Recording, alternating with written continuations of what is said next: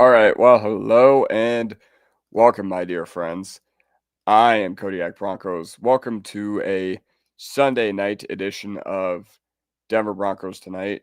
No Broncos football today, November 23rd, 2025 at 9:49 p.m. Mountain Standard Time because of the fact that they're on the bye week. And yeah, there were a lot of uh, football games today, and I would like to hear what you guys all think of them. But, if you're watching on the replay, make sure to hit that like button. And Mark, I'm glad you're in here because I completely ripped off your idea, and I'm going to do my own Broncos midseason grades. So, yeah, I'm happy to see you in here tonight, Mark. But either way, yeah, I ripped off your idea. So, for those of you who are watching on the replay, hopefully you just fell asleep with your TV on, and yeah. Broncos thought leader has me rolling. Yeah. I'm gonna change that at some point, but this is what I'm gonna say. And yeah, either way, for those of you who are catching the replay, I got this idea off of watching my boy Marky Sports, I think on Wednesday or Thursday. So, I am going to put my own 2 cents into all these grades that we got going on here. Therefore, I cannot wait to hear what you guys have to say. But yeah, yeah. And real quick, I'm going to pull this up. And yeah, as always, this is basically going to be a live video. I wanted to do a video on this, but I was like, whatever. If I'm going to just have this be a really, really long live stream, then I was like, whatever. I may as well just be interactive as well so I don't get like super bored during it. Um, yeah, either way, I think I'm ready to get started. Real quick, this is sponsored by Burt's Bees. I don't have any channel sponsors yet.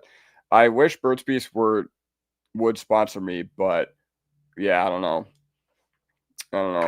Uh, I don't have a sponsorship, but one sec. I'm going to change the title of my video, my live stream real quick because I don't know. I think, what do you think makes sense? I think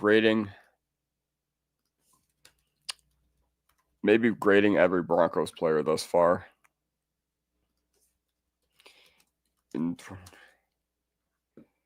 All right, grading every Broncos player in 2025 so far, even though that's kind of clickbait.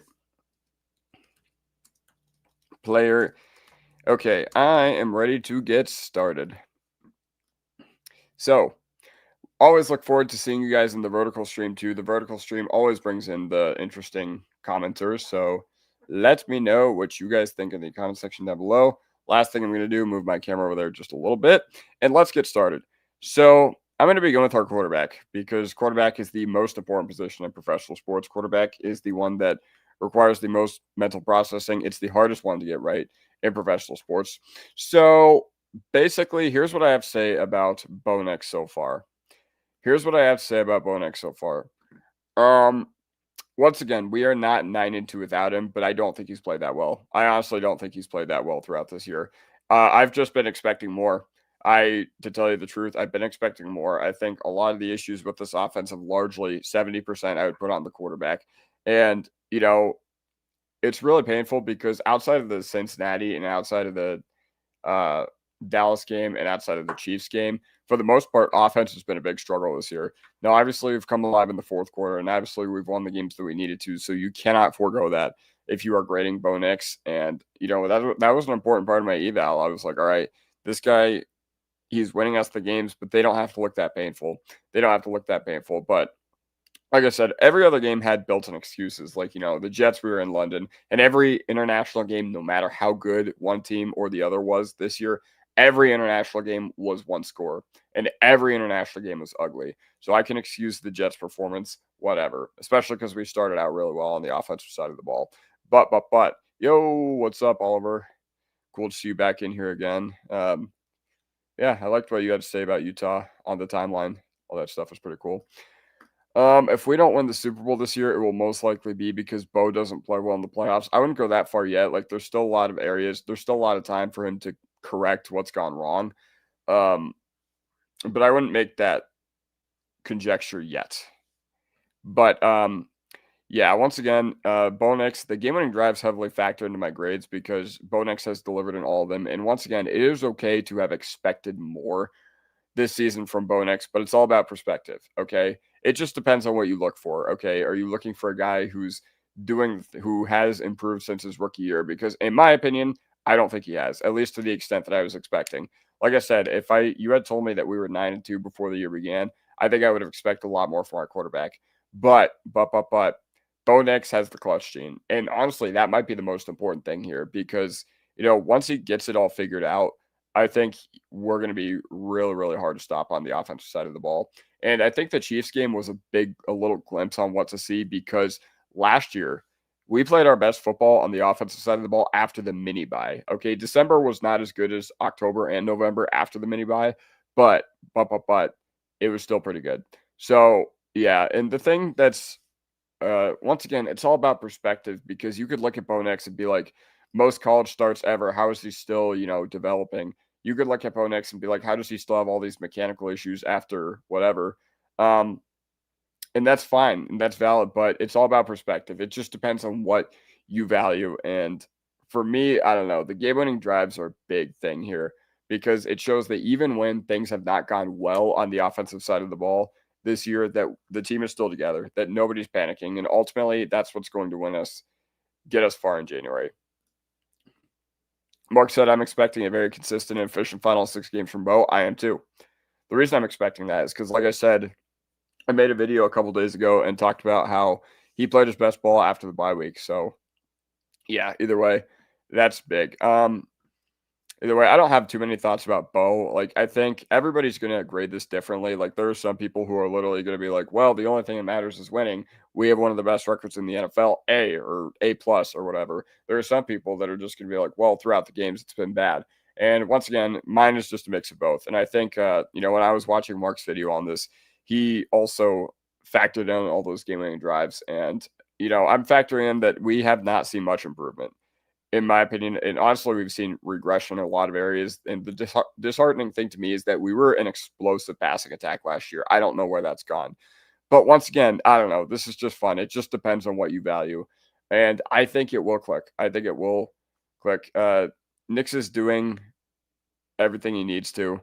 I think this comment basically sums it up from Oliver right here. He's doing what he needs to. He's getting us the W's. He's not doing everything I had hoped, but I still believe in him, and I am happy with how he is despite not playing at his highest level, and that 100% is very true. Once again, I haven't been too happy with Nix for a lot of this year, but, we still have a lot of football left, and I think he will get it turned around. We should trade Nix. He's not talented enough to win the Super Bowl. We should trade for someone like Dak or Jackson Dart. All right, this dude's making new alternate accounts and commenting on my live streams every night, which I appreciate the engagement, but I'm not going to entertain. But if you want to argue with people in the chat, then have fun. If you guys want to go to the vertical stream and just speak your thoughts, then go right ahead because you're going to find the interesting comments over there. Okay, Dobbins was an outstanding acquisition, okay, and he's why this unit's grade is a B minus, and I mean that in a positive way. He was so good, early on this year. But I think a lot of the offensive struggles, not having Adkins and then Troutman just being figured out as a blocker and Sherfield just getting relegated to the shadow realm, I felt like he kind of did drop off a little bit, but, he was really, really good. He was really crucial in a lot of those games. I know J.K. Dobbins, he did engineer the first fourth quarter comeback drive that we had against the Texans, or Giants, I should say. There were a few games where he wasn't like the run game was not clicking that well, but I don't put that on him because anytime there's individual effort, he has done a real, really good job. Anytime we, what are you guys talking about? Obviously a troll. Like, listen, what are you talking about? I just scrolled and found your channel. You're delusional. That's funny because I see this trade Nix thing every night from a guy with a default profile picture, and it's just weird. I also think and hope that Nick's is able to take a smaller contract to keep a good O-line and defense. That's true, but quarterback contracts start at like $50 million a year. Even the bridge guys like Lawrence, or I wouldn't even say bridge guys, like the guys who you think can be a franchise quarterback like Lawrence or Love, they got huge contracts. And honestly, it's just the market right now. It remains to be seen what we actually give him, but yeah. But either way, Dobbins has been outstanding. Like I said, anytime it's individual effort, like he does so well. And I loved how he he's embraced Broncos country. Now, one guy I will say, I am disappointed Harvey hasn't truly been unlocked yet. The reason I'm disappointed is because, yes, he's had his moments, especially as a pass catcher. He had his moments in the Dallas game. He had his moments against Cincinnati. But for us to be an effective team down the stretch, we are going to need more out of RJ Harvey. And I don't know how you're going to unlock him. I don't know what the solution is. I think after the mini bye, that's when rookies really start to, or after the bye, that's when rookies have really started to make their presence felt on this team the past 3 years. But yeah, I think 24-year-old second-round rookie running back who you took quite a bit above consensus, I think it's perfectly fine to have expected more. I just don't know why, but I don't think he's been that good as a pure runner right now. So yeah, I don't know, but it's not panic time on him yet, but I expected more from Harvey. Once again, I think he's been a nice player, but yeah, I don't know. Bidet is useful, but as a pure running back, he has not been that good lately. I respect how he can pass protect. I respect how he catches the ball. I respect how he can play special teams. But at the end of the day, like, he just has been dropping too many passes recently. He's done some nice things in pass protection, but he did pick up a couple of third and longs early in the year, week 2, week 3, against Indianapolis and the Chargers. So Bidet is not entirely useless or whatever, but we can definitely upgrade at RB3. His hands have not been good. I think you just need to feed Harvey, honestly. I mean, I would agree, but at the end of the day, he's just been not that good running in between the tackles this year. I don't know what it is. I don't know if the division is good. I don't know if the division is bad, but yeah, we shouldn't need to rely on a one-game wonder from a commuter school, LOL. RJ been one of our best receivers, but we need to use him to be our best running back. It was fine with JK, but now without him, we have to run the rock. Yes, I agree. I have not seen enough of Jaleel to make a correct decision, but he proved me wrong. The reason he proved me wrong was because I said he adds basically nothing to this team. I said that he was small. He was bad at catching the football. He couldn't do anything else besides just be a pure runner and make a couple dudes miss. And even then, I didn't think his missed tackle metrics were that good last year. So that kind of explains that. But he's definitely trending up. I think he definitely made the most of his opportunity last Sunday. And, if they had never blown that play dead, who knows? Who knows where things would have looked. All right, I give the wide receivers a C+. So Sutton is still our go-to guy in high-leverage situations. But if you look at through 10 games, he has not produced in his 2023 or 2024 ways. And, he's still the guy that we're going to, 3rd and 6, 3rd and 7 game on the line. Actually, that might be Pat Bryant now. But he isn't producing the way he has in the past couple of years. And I think you could also chalk this up to the Broncos actually have some decent weapons behind him now. Last year was often inconsistent and it was marred by, we had a lot of injuries or whatever. And not to say that hasn't been the case too, but Sutton, he hasn't really taken over games he had a really good game against the Chargers, but it felt like at certain points over the past 2 years, he would be money and he would take over games. So yeah.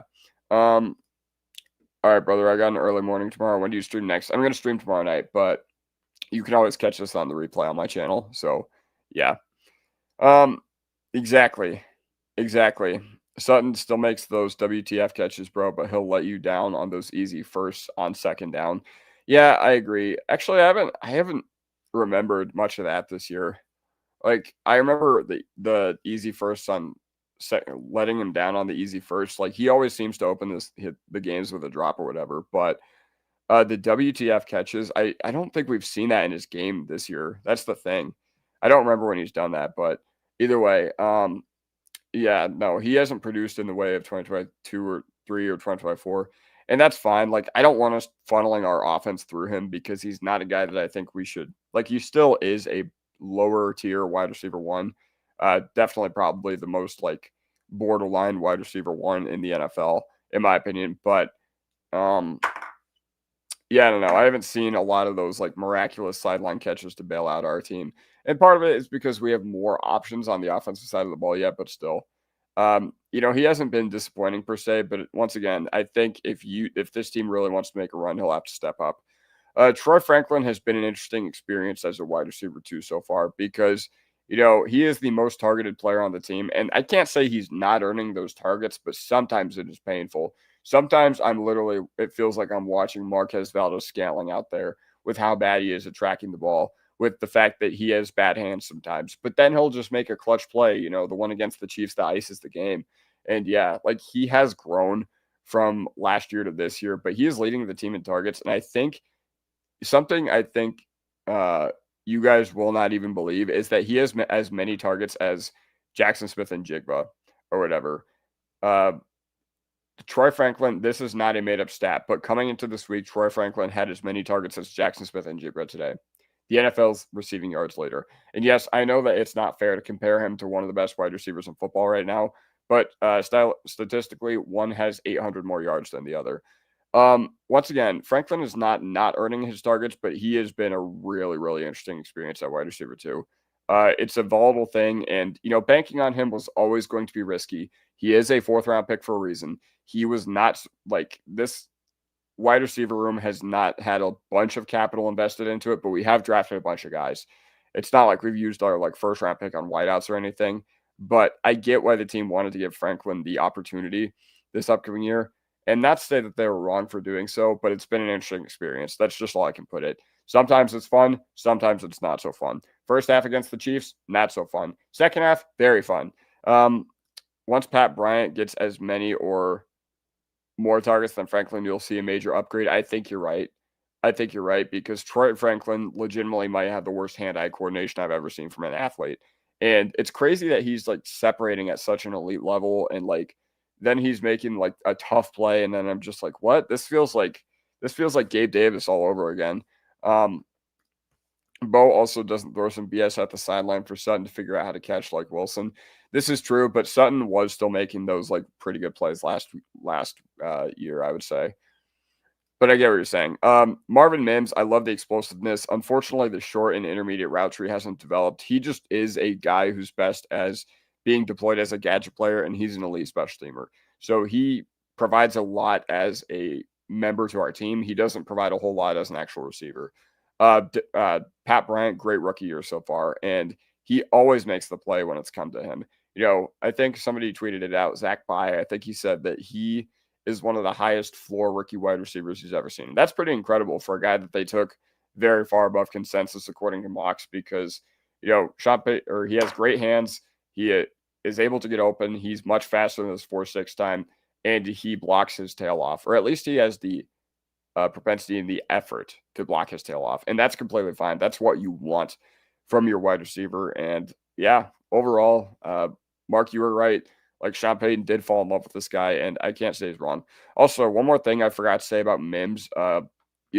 He's very important to this team. I think part of his grade individually, even though I didn't grade any of these players individually, I think he's pretty important to this team. You saw him flip the field in the special teams battle with 2 big returns last week. But yeah, Pat Bryant is always making the play. Trey Sherfield, even though he's not on the team anymore, I felt like I kind of had to include him in here. He had the worst season on the team, in my opinion. Anytime he was on the field, it felt like he couldn't block, felt like he couldn't catch passes, felt like he was just doing. I don't even remember him catching a single ball this year. I'm being so for real. Let me check.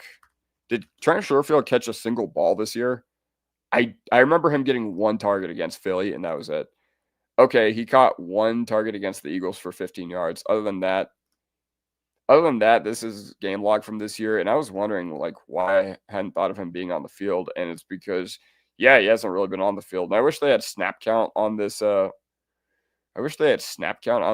yeah, Trent Sherfield, in my opinion, had the worst season on the team, but so it's no wonder that he got cut. Tight ends, I'm giving them a C+, and the reason I'm giving them a C+ is because the fact that the unit has played above my expectations is really saying something. Not Ingram. Ingram has not surpassed my expectations. He's fallen well short of them. But I think Adkins is one of those guys that I think has surpassed my expectations. Troutman has, the past 3 weeks, really surpassed my expectations too. But yeah, I didn't realize how important Adkins was to this team. But either way, Ingram has been disappointing. There's no denying that, especially because Sean Payton made going out and getting Evan Ingram a big deal. I don't know why he made going out and getting Evan Ingram such a big deal, and Evan Ingram, he was one of those guys that, when we signed him, I was like, I was kind of lukewarm on it, but still feeling good because I was like, all right, he'll be an upgrade from what we've had. And Yeah, Mark puts it well. Sherfield played 32 to 43% of plays for the first 3 weeks, then it declined every week since. Yeah, that feels about right. Um, but what I was saying about Evan Ingram is, he got hurt week 2, but even in week 1 when he was healthy, I was just like, where is this guy? Like, what has this guy been doing? Sherfield's blocking was underwhelming. That's what everyone kept talking about. Yeah, like straight up. There's a reason I think I named Sherfield as having the worst season on the team this year. But Evan Ingram, once again, he has been disappointing so far, but the chemistry with Bo Nix, it's starting to be there. I think we saw the first glimpses of it against Philly. And Evan Ingram has made a couple like savvy veteran plays. Like he knows where the end zone or diving for the end zone against Philly really comes to mind. That 3rd and 11 where he picked up against Dallas, where he just straight up stopped, um, behind the Dallas defender who's playing like 8 yards off, and Ingram was playing like 3 yards deeper, so we were able to pick up the first down. Yeah. But when we signed Evan Ingram, I was like, all right, we have a chain mover. We don't have a downfield vertical threat, but I was fine with getting a chain mover. But even then, it looks like that hasn't really come to fruition. It feels like he hasn't had a lot of yak ability. And, Sean Payton doesn't like tight ends that don't block, so I don't know why we signed him to begin with. But, I think it's starting to ramp up at least a little bit. Like he got targeted a lot against the Chiefs. And I think he's one of those guys that after the bye, you're going to see him really unlocked as well. Adam Troutman, straight up, just bad the first 7 weeks. But he's been awesome the past 3. He's been one of those guys that, he's not going anywhere, whether you like it or not. And, coming into this year, I was like, Adam Troutman has his place in the NFL. I wasn't one of those guys that was like, cut Adam Troutman, because that never made sense to me. I think Adam Troutman is a useful player, but he's a tight end 3, and he should not be getting the most snaps in your tight end room. Like, I'm just being so straight up. So, this offseason, you need to improve upon inline tight end. Like, they needed to this past offseason, but they didn't do it. And, it's one of those things that, all right, we're going into the draft. We got to make sure we do this. Like, we got to make sure the actual bad areas of the team are filled out this time. And I respect that they try to add linebacker, and I respect that they try to add tight end, but we still need an inline guy. Nate Atkins, man. So with everyone keeps saying root beer, Ingram doesn't have yak, but his second efforts on 3 huge plays this year say otherwise. Like, I get it. He's made some really, really big plays this year, but I'm wondering, where's the guy from the preseason? Where's the guy who turned it up 50 yards against Arizona? That's the guy that we've been missing. Like, flat out, yes, he's made a couple nice plays, but we haven't seen him be Evan Ingram yet. That's what I'm trying to say. But, I hope he turns it around, and I hope we get to see more of this, because that'd be absolutely fantastic. Either way, finally talking about Nate Atkins. So I don't know why, but it feels like the offense is so much worse when he's out of the lineup. Like, not to say we're good when he's in the lineup, but it feels like everything when he's out is just pulling teeth. Okay, and that's what makes me realize how important he is to this offense. Okay, I at least can think back to things that Troutman and Atkins have both done for us. But Nate Atkins is a very, very important blocker on this team. And honestly, somebody I did not put on here that maybe should have, except maybe you'd count him as a fullback, is Adam Prentice. I don't know. He's been fine, but like, I don't know. He just came in for what you brought him in to do. I like a couple of the reps, but he hasn't like wowed me and done things that I didn't think he could do. Either way, Nate Atkins, when he's out of the lineup, it just feels like everything is just so convoluted. Feels like everything is just so painful. And for that reason, I'm willing to chalk him up to being a pretty important role guy. Like, I don't think he should have as many targets as he's been getting when he's been healthy. Same with Adam Troutman. But, I still think 1 target a game is probably a little too many for these guys. But yeah, overall, I think Nate Atkins is a very important piece of this team. Ingram kind of seems like he's not putting in effort because Bo doesn't throw to him as much as they want. He's looking to get the ball so much because that's what Lawrence did. See, that's the thing. The problem I have with that is if that's true and that's truly what's happening, you're not supposed to be funneling your offense through a tight end with an average depth of target with 5. Evan Ingram, when he was with the Jacksonville Jaguars, was being targeted at an average depth of target 5 yards downfield. I'm not making that up. That's like a running back. Okay. So, we can't funnel our offense that way. That's just not good football. It just straight up isn't. But yeah, talking about Lucas Kroll. So Nate Atkins is pretty important. Sorry, I got so sidetracked talking about him. But Lucas Kroll, I will be very disappointed if he's still on this team next year. He adds nothing to this team. He hasn't done anything that's made me think otherwise. At least with Troutman and Adkins and Ingram, I can think of things that they've done for this team. I can think about big plays that they've made either this year or last.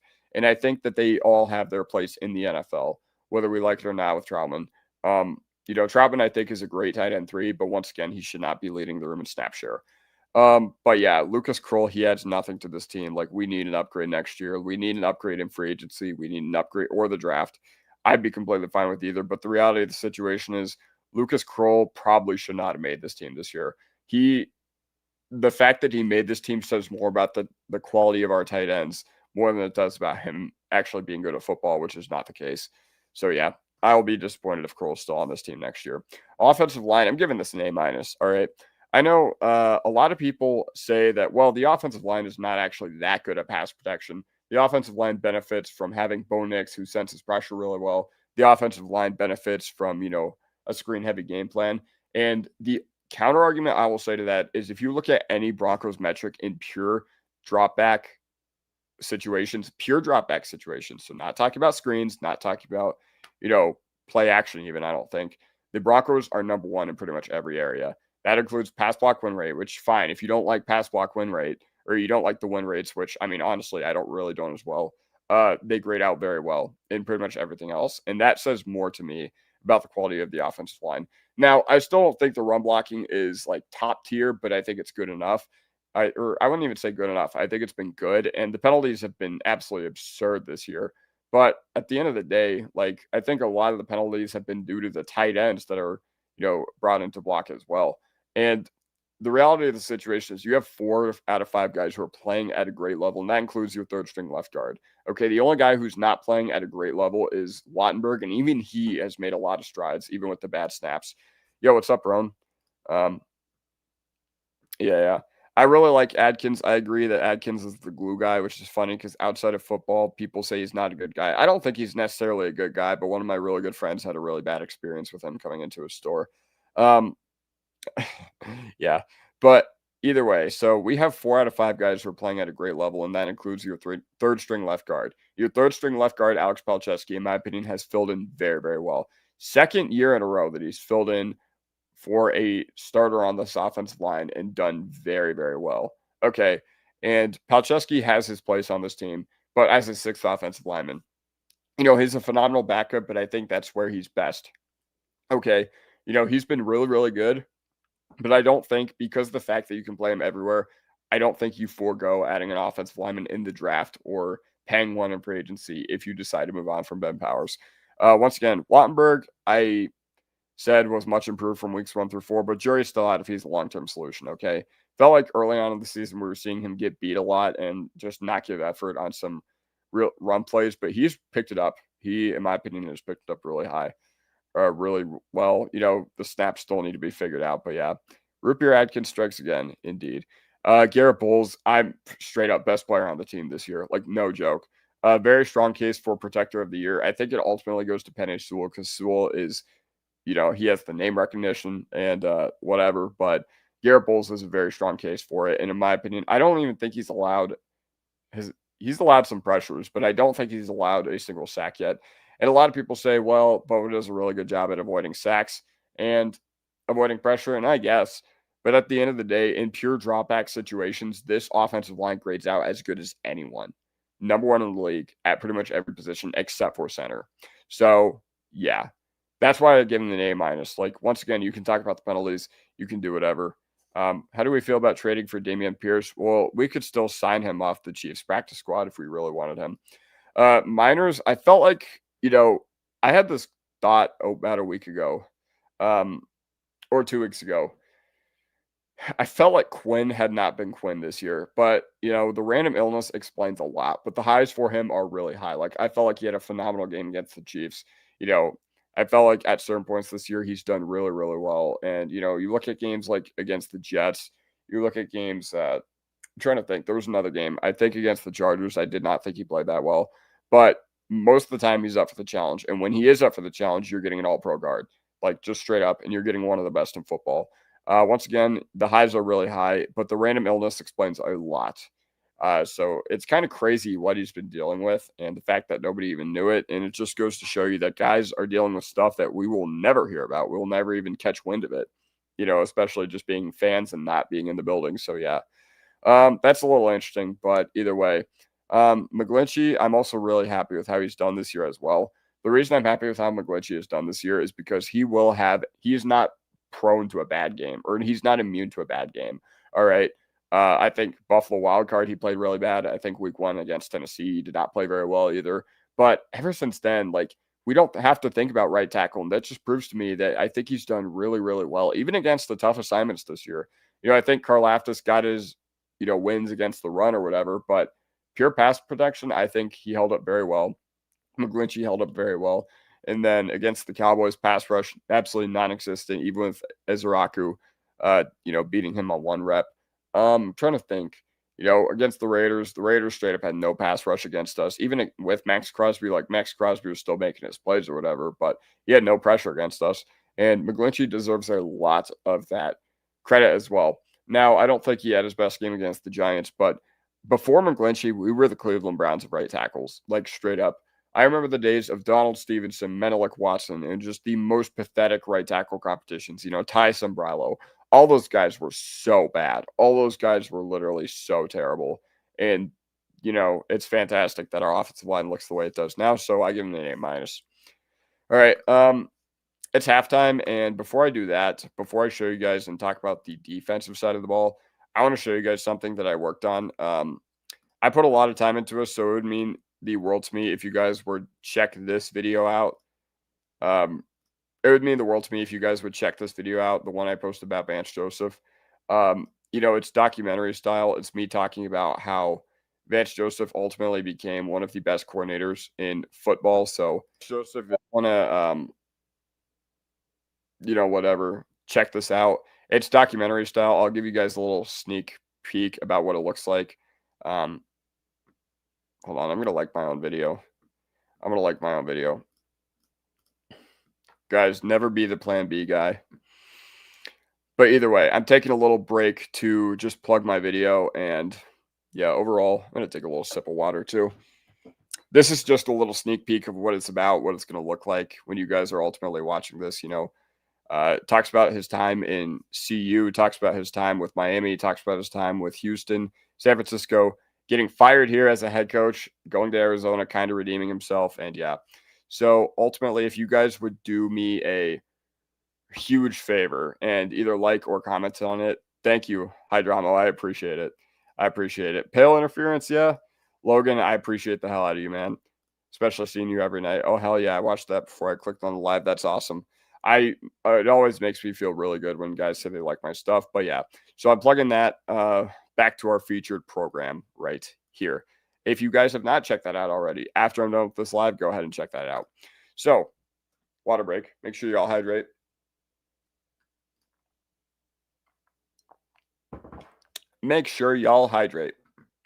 All right. So, I just spoiled my edge grade as well. But interior defensive line, we got to give this an A, man. The only thing that would make it A+, in my opinion, is I don't know if we had an Aaron Donald level guy just wreaking havoc over and over again. But the interior defensive line, this is one of the best in the league. And the reason why it's one of the best in the league is because everyone's contributing to their role.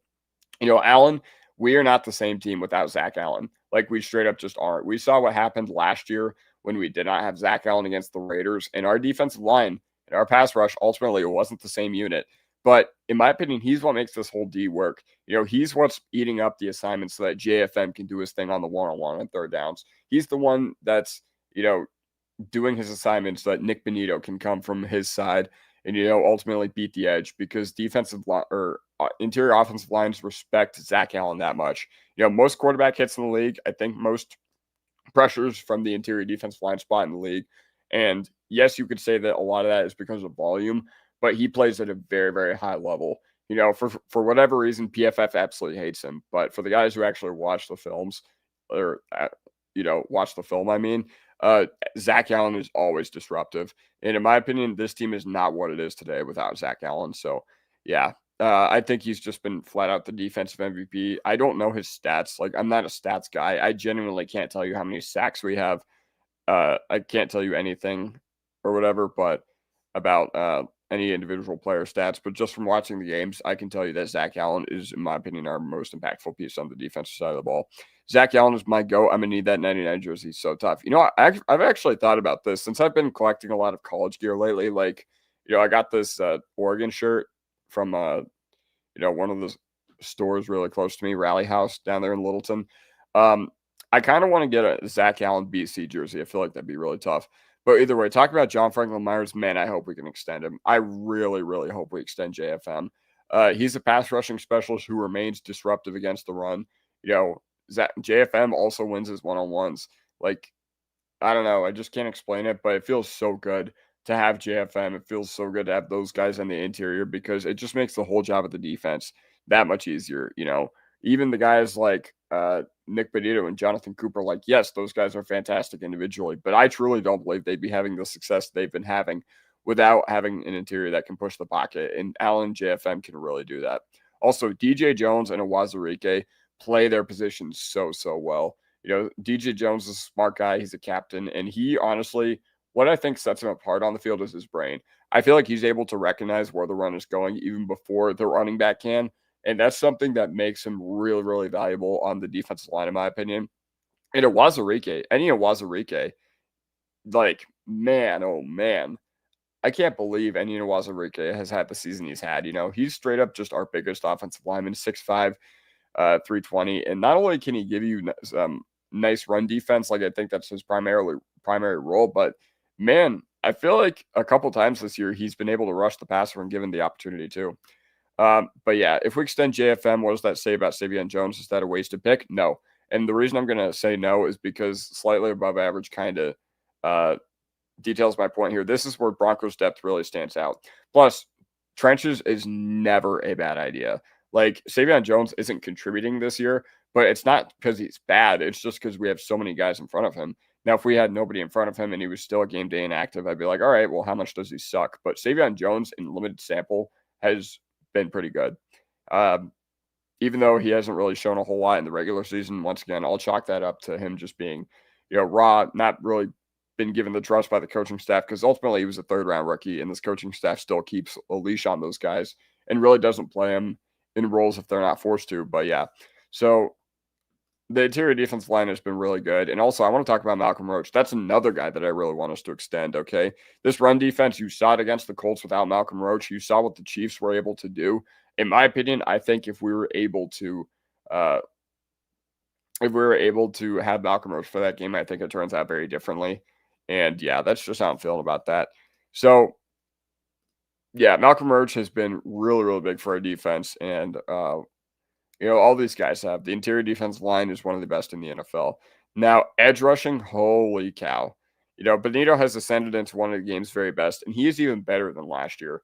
Okay, where were all those fans on Twitter that were like, Vic Beasley, we don't want him to turn into the next Vic Beasley? Where were all those fans on Twitter that were like, well, his production came at inopportune times when the game was already out of hand, either one way or the other. And I won't say that that's invalid, but the fact that you would forego paying him and you thought he was going to turn into Vic Beasley, like, what is this? We're not in hell anymore, guys. As my friend David Talks Broncos said, for the people that were actually scared about that, where were your brains at? Like, we're not in hell anymore. There's no reason to be scared of something like that happening. So, yeah. Also, Nick Benito, since he has ascended into one of the game's very best, he is so disruptive.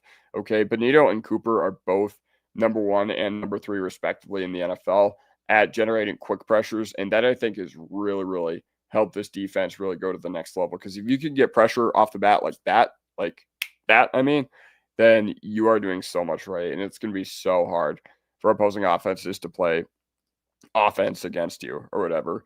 But yeah, Cooper, he just continues to make strides, man. He's just developed into a, really quality starter, and he's just so good. He's just very, very reliable. Top 20 edge in the league, in my opinion, and he's just a complete do-it-all guy. In my opinion, what impresses me more than his ability to rush the passer is how he's able to defend the run. I think he's really, really good as a run defender, really good as an anchor. And, I thought both of these guys were Batmans, or Robins, not Batmans before the 2024 season began, but both guys broke out in a huge way. And I think both guys definitely proved me wrong. Remember, we traded back up in the third round for Savion Jones, so that's why I'm kind of disappointed he's not playing that much. I mean, that's valid, but, with our third round picks that have missed, even if Savion Jones does miss, I think it's not going to be that painful, because you think about the times where we do miss on a third round pick. I think about like Browning, okay? Nobody gives two shits that we missed on Browning right now because of Benito and Cooper. But, you think about Drew Sanders and you think about Greg Dulcich, and that's when they really start to miss. So if the cupboards were there, I think I'd agree that if Savion Jones busted, I'd be hurt. But since they're not, I'm not really that hurt. Especially because this coaching staff doesn't deploy rookies that much. But Cooper's a dog. I picked Benito for a sack. Cooper gets it. I bet Cooper for a sack. Benito gets it. Yeah, that's so true. Isn't that funny how that works? That is how player props work. But yeah, against the Jets, I straight up don't know if we win that game without Jonathan Cooper. Jonah Ellis, he's very impactful when he's on the field this year. I think he's had a couple nice plays this year. He had a really big sack on Tennessee in week 1 to knock the Titans out of field goal range after Marvin Mims fumbled the punt. He also forced the fumble on special teams on kickoff coverage. So he's been very impactful when he's on the field this year. But unfortunately, injuries have been very unkind to him. It all started last year in the playoff game where he got like pull blocked and, the guy's face mask like just went straight up into his shoulder and he like got a shoulder fracture, whatever it was. And then this year he's had like the hamstring injuries. So, it's been untimely. It's been really unfortunate for General Ellis, but I get it. The hype should be off the rails. Hopefully for the rest of the season and next year, hopefully hopefully health is more kind to him. Did you see the Browns got 10 sacks today? They now have 42 sacks. I'm getting kind of worried they're going to steal the record from us. Well, they're not going to play Geno Smith every week. But yes, I did see that. And also, the Raiders have just flat out nobody who can block Myles Garrett or even come close to it. Tillman, not only can he rush the passer, but the awareness to get 2 interceptions is huge. Okay. I think Hufanga needs to take a couple lessons or two from Tillman, because Tillman has gotten 2 interceptions on 2 opportunities he's had for it. The second one against the Raiders was a really good interception because he was like cradling it in his hips and then he finally secured it against his, dick or whatever. But then he was able to make guys miss. And that's what really impressed me about Tillman was, he's just making plays. And, even if he's not rushing the passer, which, yes, he has legit pass rushing jobs. Like, even when Benito and Cooper are off the field on not third down, but first, second down, I feel equally confident in, Tillman to step up and give us 80% of the same play.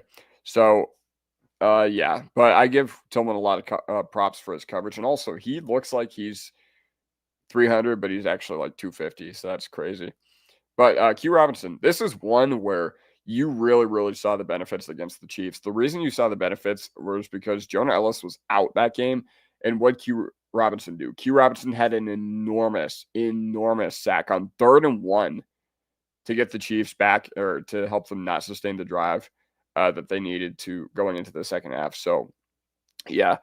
Q Robinson, when you drafted him, I was like, this is a luxury pick. But now I get why we went 5 deep at edge. He stepped up. He stepped up in a big way.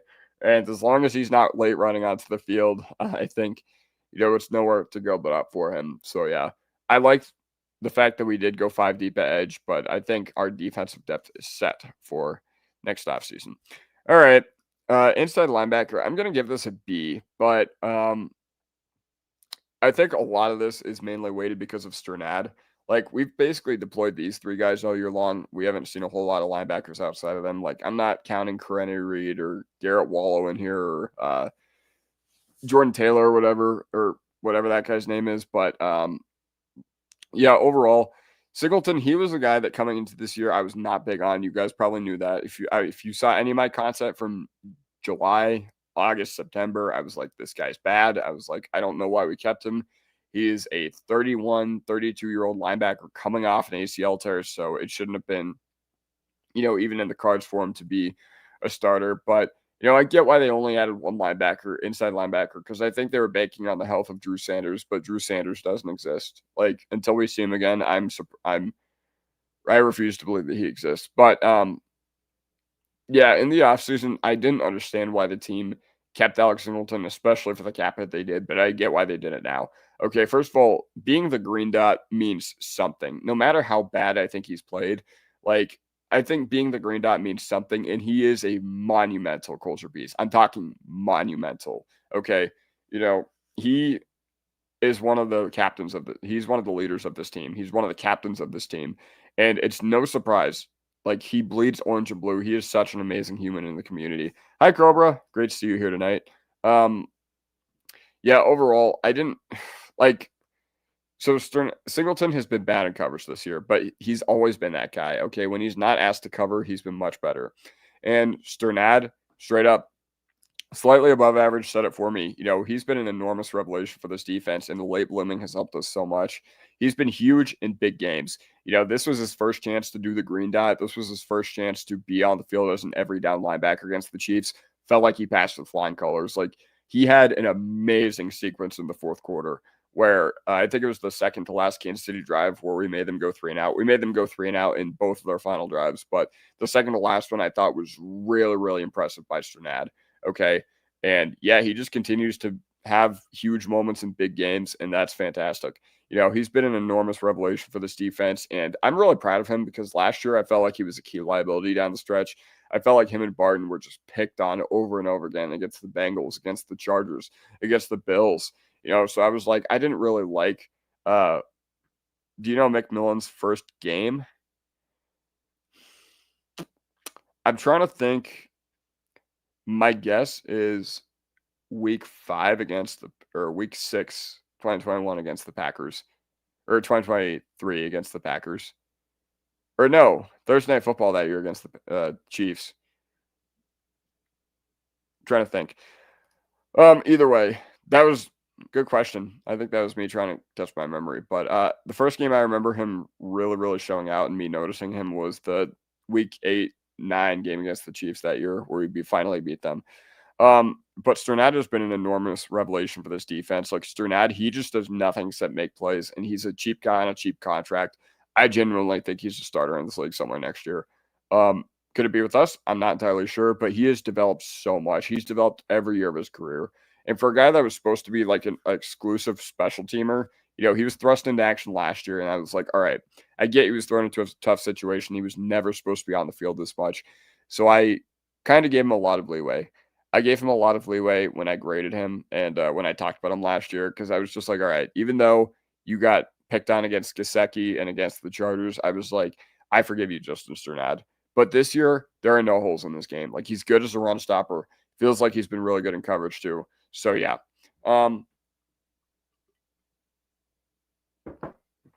Here's one thing I will say. I don't think Dre Greenlaw's been Greenlaw yet, but I think he's still been good. I feel it coming.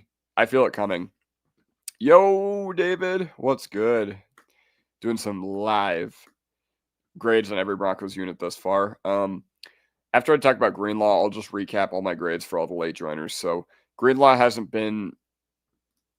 Oh, okay. In week 18 of the 2022 season, Jaquan McMillan's first game was against the Chargers and the ref. Okay, that makes sense. Good trivia question, because honestly, that kind of passed me by. I remember 2022 week 18. I remember that game was kind of a lost cause. I was like, whatever, Jaquan McMillan, another practice squad guy, but yeah. No, yeah. All right, but either way, Greenlaw, I feel like Greenlaw's still kind of not been Greenlaw yet, but he has been good. He has been a good player at inside linebacker, and that goal line stand he had against Houston, oh my God, that was insane. That was absolutely crazy. And then first game comes back against the Giants, and what does he do? Like 8 tackles on like 20 snaps, which was crazy, which is absolutely crazy. So yeah, he hasn't been the game changer yet, but I think it's coming. Like, he still doesn't look like he feels 100%. And, I think this bye comes at a really opportune time for Dre Greenlaw to heal up. But yeah, he got another another week to heal up because of the quad. But yeah, David says, I thought Lavelle Bailey was going to be so good. Dude, me too. I didn't put Wallow or Bailey or Karene Reed on here, but that's kind of how I felt about all of them. I felt like one of them would step up, but oh well. Either way, I feel like the inside linebackers, they were bad one week, and then after that, I feel like they've been rock solid. Cornerbacks, I'm giving them an A-, man. Or actually, before I talk about my cornerbacks, my cornerback, whatever, here's what I've given the Broncos so far. I'll just recap these for all the late joiners. B, your grade about Knicks is basically entirely how you feel about the fourth quarter drives and how you feel about the offense completely crapping out in the first three quarters in like 80% of our games thus far. I feel like it's been painful throughout the games, but I did kind of grade it in mind with, ultimately he's winning and he has the clutch gene and you got to hope he can turn it around. B- because I think Dobbins did make this what it is. I'm disappointed with Harvey so far. I don't think Bidet's been that good either. And I think we've seen a lot or enough of Jaleel. I feel like we haven't seen enough of him, but he's definitely trending up for me. Wide receivers, Troy Franklin has been quite the experience. Sutton, I feel like, isn't the wide receiver one that we're used to and hasn't produced in 23 and 24 ways this year, but we'll see. And then Mims, love the explosiveness, not really a refined route runner, but Pat Bryant, amazing rookie year. Sherfield, bad. No wonder they cut him. Tight ends, been a little disappointed with Evan Ingram so far. Troutman, bad early on, great the past 3 weeks. Adkins, feels like we are really bad offensively without him. And then Kroll sucks. Offensive line, I gave an A-, and this is mainly due to their work in pass blocking, like pure protection. I think they're fantastic. Interior defensive line, I gave an A because the role guys are so good at what they do. Zach Allen in particular. Edge, I gave an A+ because these guys have just been money all year long. Inside linebacker, I just gave a B, and you guys just listened to why I gave it a B. But tight ends as an F. McMillan was number 35 his rookie year. Yeah, that screams practice squad guy, in my opinion. But the fact that he came up and he actually made his name known, that's awesome. All right. I have the tight ends as an F. I don't blame you. Like, the craziest thing is I think the tight ends have played above my expectation. And I think they've done some useful things, like Ingram making those clutch plays against Philly or whatever. Clutch throw down against the Cowboys too. But yeah, these guys have their place in the NFL. If we were just grading them individually, I'd have Kroll as an F, no doubt. Kroll is just terrible and does nothing. Greenlaw isn't there yet. He gets better every week. You are correct. You are very, very correct. Also, shout out everybody in the vertical stream. The vertical stream can often lead to some interesting comments from other people. So if you guys start arguing, then whatever. But cornerbacks, I have it as an A-. All right. Surtain, he's not going to win Defensive Player of the Year this year. He's missed too many games, but he's still shutting down opposing wide receiver ones with absolute ease. All right. Patrick Surtain, he comes into these games and it's just like, all right, who's he going to erase this week? And the fact that our defense didn't skip a beat and hasn't skipped a beat without him in the past 3 games, that says a lot about the other guys who have just stepped up and really stepped into his place. Because there's no way that you can replace Patrick Surtain's impact on the field. But my God, these guys are doing about as good a job as they possibly can. And Riley Moss, all right. You guys, obviously, you can see the jersey in my backdrop. Don't understand why the Steelers don't throw out Darnell Washington every play, every game. We must get him in free agency. Yeah, for real. Like the inline tight end problem, that would solve the inline tight end problem. That'd be awesome. Should throw Pat some jump balls. Yeah, we really should. I really like Moss, and the penalties are horrible. Might cost us a game. What do you think starting to use KAD more than usual when PS2 comes back for the Commanders game? Honestly, I'm for it. Like anytime KAD has, been in those situations, he's done nothing but ball out. With Riley Moss, I think it's a thing that Garrett Bowles dealt with his rookie year. Like he has developed a reputation. He's giving a really, really bad reputation, and some of it is fair. I don't think most of it is. That one against the Chiefs, the illegal contact against the Chiefs, complete horseshit. The 2 DPIs, I think, were valid calls. The one where he had Worthy right here, I think that was a valid call.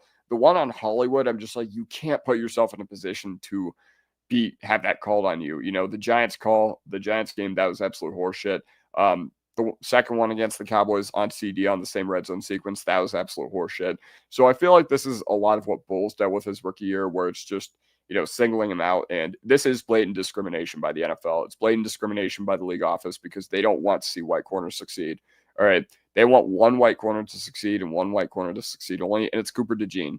And fantastic, he got that pick on Mahomes. Still probably the loudest I've ever cheered in my life when DeJean was running to the end zone. But, ultimately, if it's not going to get corrected by the league office, then Riley Moss has to correct it himself. And unfortunately, he just hasn't done a good job of that. Moss is fine except for the PI penalties. And that's the craziest thing. Like, I feel like he struggles with finishing, and I feel like he's just really struggled with penalties. And it's just been an experience. It's been a very volatile year this year for Riley Moss. And you know what? I say that as a guy that has him in my jersey in the background. Now, you have guys that are just like, well, he has played so. You have guys on Twitter that are like, Riley Moss sucks all day long. And those guys just flat out don't know ball. But you have guys that are, on the other end of the spectrum that are like, that just defend him and he can do no wrong. And it's everything to do with the league. And once again, it's a bit of both. But, I can sit here and acknowledge that the penalties are a problem, regardless of whoever's fault it is. Jaquan McMillan has absolutely balled out this year. I thought it was very funny that after the draft, everyone was like, well, we drafted Jahdae Barron because Jaquan McMillan wasn't actually that good last year. And I was like, no. I was one of those people that was saying that is absolute horseshit. Jaquan McMillan's going to play a lot this year. And look how that turned out. Jaquan McMillan has been balling this year. Okay, there's only one game I can remember him negatively having, and it was against the Giants. Every other game, he's come up so big. Against the Bengals, against the Eagles, he came up big. I don't think we win those games, or we beat the Bengals without him, yes. But I don't think we win the Eagles game without Jaquan. Against the Chiefs, I don't think we win that game without Jaquan either, And everything has been so good with Jaquan McMillan this year, and he's really emerged into one of those guys that I think we need to have in here for a long time. Okay, he was a small school guy from East Carolina, and yeah, overall, look what Akib says about Moss. He likes him. Like, I like him too, but I can still acknowledge that the penalties are a problem, regardless of whose fault it is, whether he's being picked on or whether he's just being discriminated against. But yeah. I like him too, but once again, I think everybody can agree that the penalties are a problem. But either way, I feel like a lot of people said Jaquan McMillan wasn't actually that good last year, and to those people, I say up yours, because Jaquan McMillan has been so good this season, and he's balled out, and he's going to get an extension. Okay, he's a restricted free agent, and he is a big piece of our secondary. You're going to see Jahdae come in. If something happens to Jaquan, you're going to see Jahdae come in, and that's fantastic and all, but Jaquan McMillan is a straight-up demon. He's a really good tackler for his size. He is always scrappy, and even if he gets beat like he did when Tyquan Thornton pushed off him and probably should have been flagged for OPI, which, I mean, looking back on it, I don't hate that non-call, but because they let Franklin do the same thing on the final drive of the game, so at least they were consistent. But Jaquan McMillan will always come back and make the play. He just always will. It's the player he's always been. Last year against Cleveland, I felt like he struggled for a lot of the game, and then he comes back and has the pick six. All right, Chris Abrams-Drain, he plays outstanding whenever he's called upon.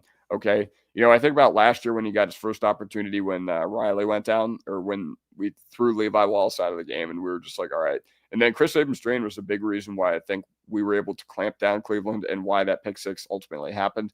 And then after that, oh my God, that pick he had on Herbert, absolutely insane. And in training camp this year, it felt like it was more of the same. It felt like it was more of like, all right, how are we going to keep this guy off the field? Because he keeps winning one-on-ones and having an amazing day.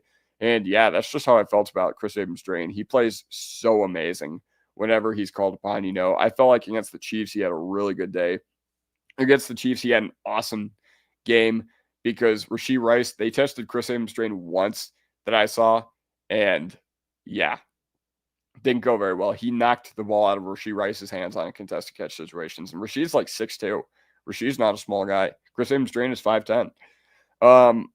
But yeah, I think he got picked on against the Texans early on, but he really settled in after that game. So he plays outstanding whenever he's called upon. So I think that should translate into more like regular playing time. Barron, he's coming into his role very rapidly. I can't wait to see how his game evolves because, Vance Joseph said something interesting during that interview. Vance Joseph, oh man, I want CJ Stroud to get back out there, and I feel bad that it happened, but that was funny. But Barron has came into his role very rapidly. I can't wait to see how his game evolves, man. I can't wait to see how his game, translates. And,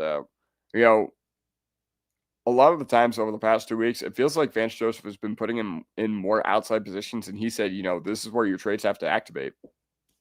And McMillan fought his way to be a starter, and he ain't giving up anytime soon. He's going to earn the back half of his last season and probably like a Michael Carter contract. Let me see. I don't think nickels go for that much, but, I don't think, what I mean by that is I don't think nickel cornerbacks go for that much.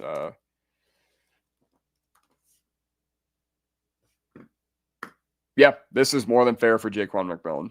This is more than fair for Jaquan McMillan. So shout out to you for pointing that out to me. But with Jahdae Barron, we have big plans for him. And, he's one of those guys that he is made of the right stuff. He is made of the right stuff. Like, if you could almost put mental, a guy's brain into an NFL prospect and the way he carries himself, it would be Jahdae Barron. Like, holy cow, that introductory press conference. Sometimes I still watch that, and I'm just in awe at what he said.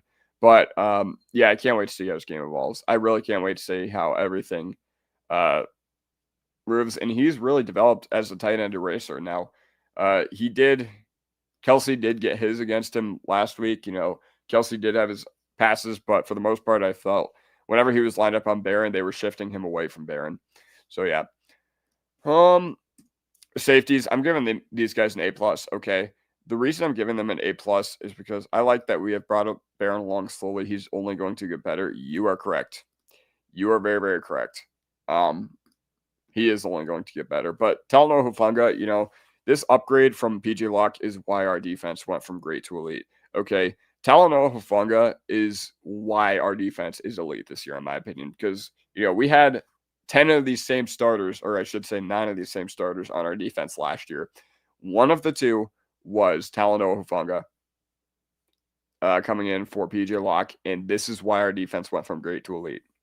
Okay, Locke, I like him, but he was a key liability at certain points last year. And Hufanga is literally an all-pro. Like, if I'm choosing one guy on the defensive side of the ball that I think deserves an all-pro nod, I think it's Talanoa Hufanga.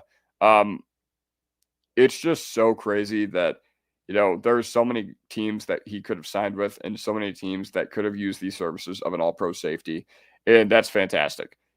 He's a very well-spoken individual. I think he's a captain as well. Yeah, he is a captain, but Hufanga is so damn good. Like, once again, the upgrade from Locke is why our defense went from great to elite. Brandon Jones, another guy that just never shows up in the box score, but then after the game, I'm just like, wait, I didn't hear Brandon Jones' name once. That just meant he did a pretty good job. And once again, it's kind of whatever from the people you expect it from. But Brandon Jones, I feel like he just always plays so well. Brandon Jones always plays so well, in my opinion. And once again, he's going to get a rich extension. He's going to get a pretty rich extension next year. But I can't wait to see what happens, what the future holds, because we have the best safety tandem in the league, in my opinion. Jail Skinner, I'm kind of grading him on a curve, or I didn't necessarily grade him individually, but here are some thoughts I have about him. I thought he was really bad on special teams straight up for most of the year. I thought the way they used him in the preseason as a gunner was really bad. Like, he was straight up terrible as a gunner in the preseason. And, in my opinion, he was a big reason why the special teams was so bad. I felt like a lot of the times he would just lose contain, but he got the block punt against the Raiders or whatever, which kind of, in my opinion, turned around his season. Because against the Chiefs, I was really happy with how he played too. And Locke, he hasn't played enough on defense, but I've liked the limited sample. Granted, Hufanga did come out for a drive against the Jets, and the Jets, that was their best drive of the game. They flat out went 50, 60 yards down the field, and they still had to settle for a field goal because that's how much of a rock fight that game was. But PJ Locke has not played enough on the defensive side of the ball for me to give him a grade. But I like him as a third safety and nothing more. Nothing more. All right, the coaching, I'm going to give this an A. Okay. I give Sean Payton, the head coach, an A minus. I give him, a lot of credit for winning the close games. I give him a lot of credit for building this culture and keeping it strong. I give him a lot of credit for not having divide between the offense and the defense when it is very possible and very plausible for both of those units to be at odds with one another with how most of the year has begun. And I just really don't like how we're being penalized with a lot of things. We had so many good games last year where we were not penalized. We had 10 games, or we had 5 games this year, I should say, where we've been penalized 10 or more times. We had 0 last year. Okay. And that ultimately falls on the head coach, and it falls on the players too.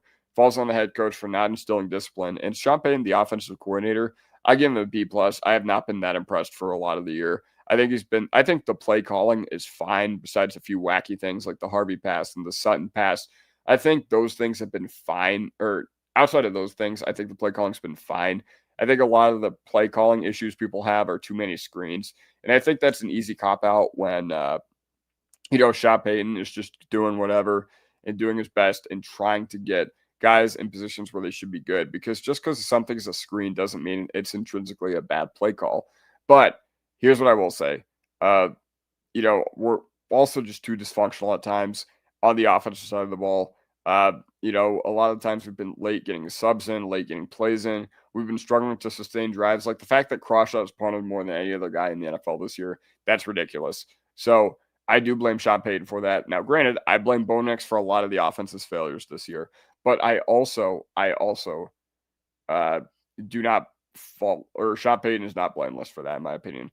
Vance Joseph, A+, straight up. Best coordinator in football this year. Once again, you guys should go check out my video on him if you have not already. I really hope he doesn't get hired as a head coach somewhere because that's like worst case scenario for us, but I think that's ultimately what's going to happen. I think he is going to get hired as a head coach somewhere. And you know what?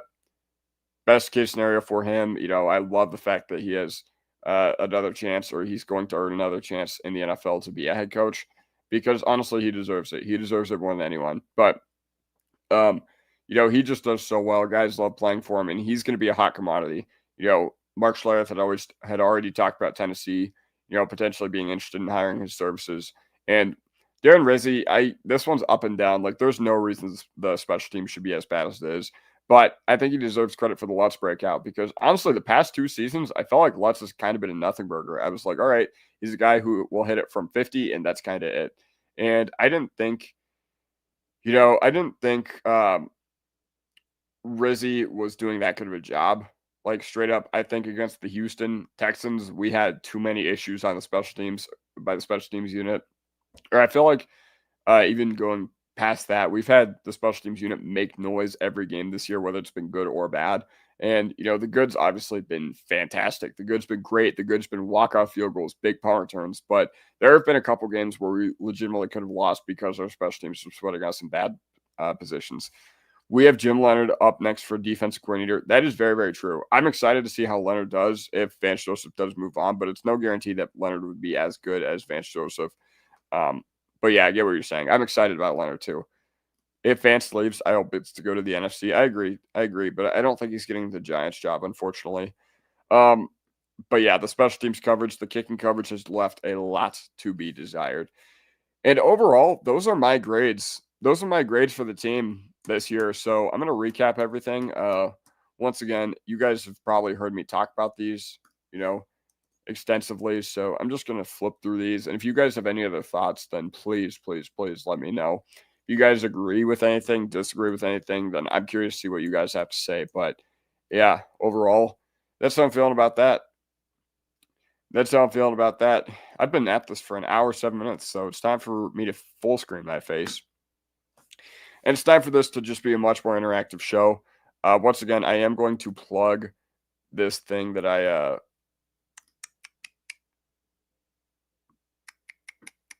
hold on. I am going to plug. All right, thank God that thumbnail's out of here.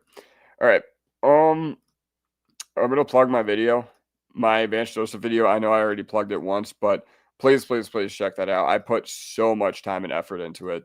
Once again, it's a documentation of his rise and fall of the Broncos, and rise and fall of his time with the Broncos, and him going from whatever. It's another documentary style video. Like, if you guys like the one that I made back in summer about Sean Payton and how he dragged us out of hell, and Greg Penner and how he dragged us out of hell, you are gonna love this one. But yeah.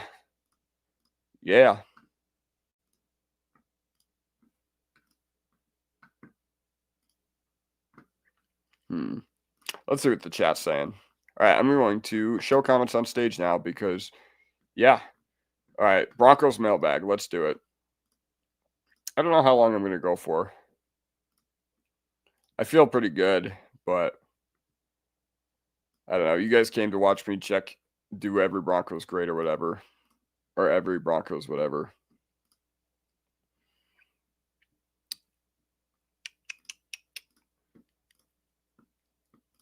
Do you think the Cowboys beat the Chiefs? No, I don't, unfortunately. I think it'll be a good game, but And I do think that the Cowboys, I think that the Chiefs just straight up have nobody who can guard. What's his name? Nobody who can guard Pickens. Like, I know Watson is a decent wide receiver or cornerback too, and they were really trash without him.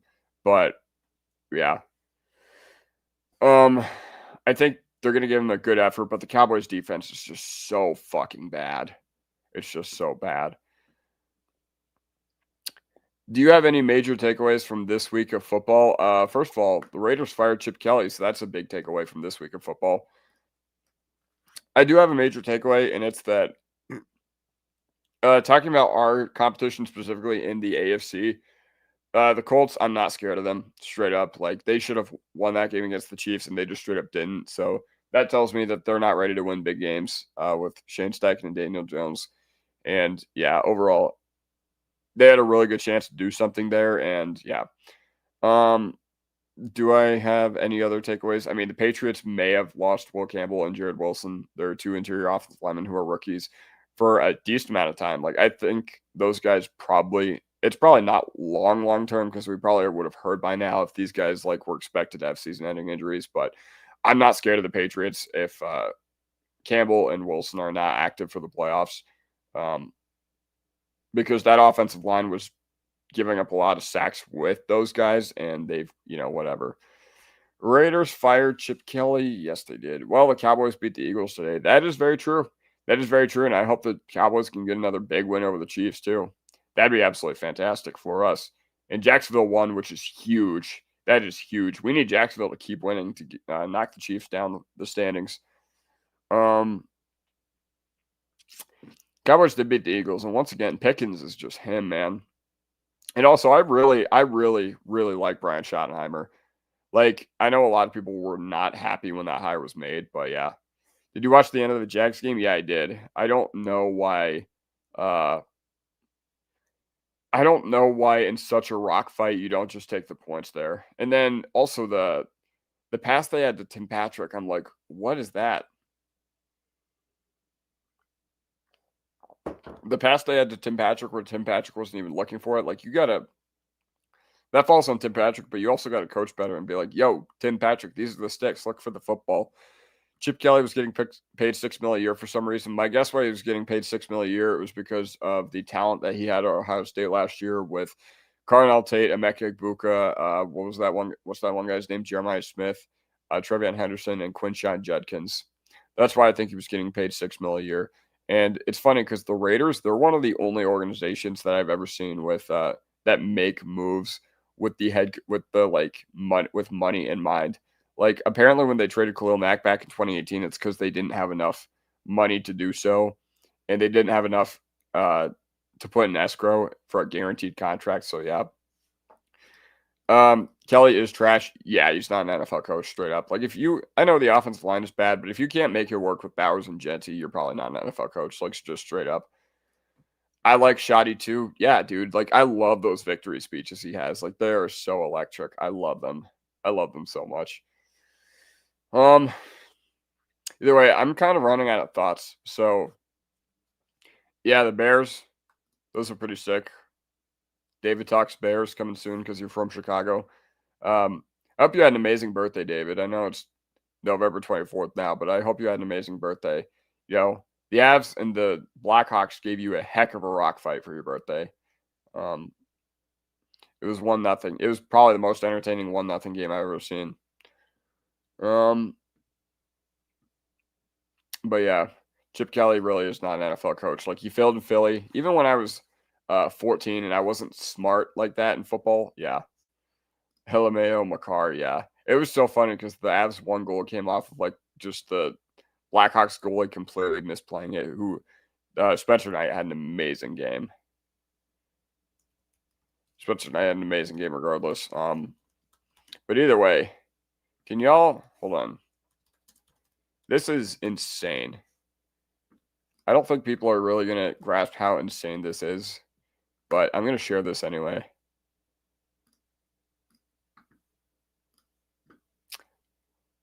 One regulation loss in 22 games. Oh, yeah. I'm trying to think. So I'm trying to think who actually gets in and who doesn't. I don't think Seattle's actually good enough to sneak into the playoffs. So from the Pacific, I mean, it's going to be the Ducks, it's going to be Vegas, and it's probably going to be a rock fight between one of these two. Actually, I think Edmonton probably makes it in. Um, hmm. But as far as over here, I don't think Minnesota continues to be like one of those teams. I mean, they've played really good hockey as of late. I know they won 5-0 not that long ago, but still insane. Oh yeah. Aaron Gordon out 4 to 6 weeks with a hamstring. No way. Tell me that's not true.